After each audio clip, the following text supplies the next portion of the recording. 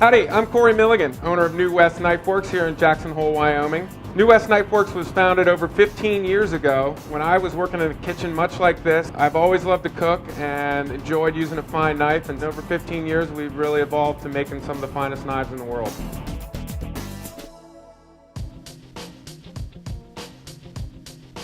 Let's talk about and compare the different knives here. Starting from the biggest size, at New West Knife Works we make two different styles of chef knives.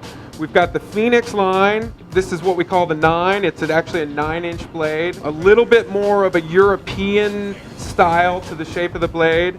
And then in the Fusion Wood line, we have what we call the Fusion Wood Chef. It's an 8-inch blade. It definitely has a more of an Asian design style to it with a little thicker in through the tip here. It's my experience amongst professional chefs that it splits right down the middle. A lot of chefs like a bigger, heavier knife. They think they can work with it better all day long. And then a lot of chefs really appreciate the very thin blade that just passes through food like butter. Next size down, which is by far the most popular knife amongst home users these days.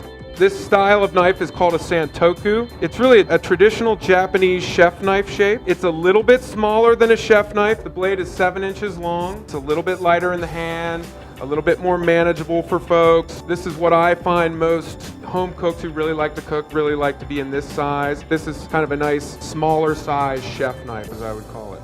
Moving down in the sizes, these are both the same blade shape. This is called a petty knife. And then we also have the chopper here.